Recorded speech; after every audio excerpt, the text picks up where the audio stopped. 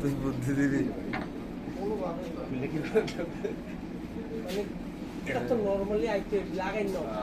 সামান্য একটা ছিদ্র দিয়া ঢুকাই তাদের এই অবস্থা।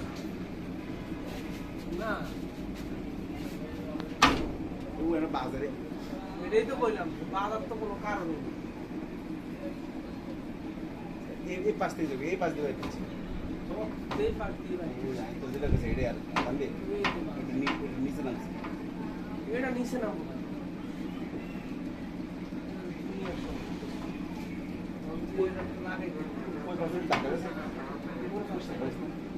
এইদিকে আর না কোনোভাবে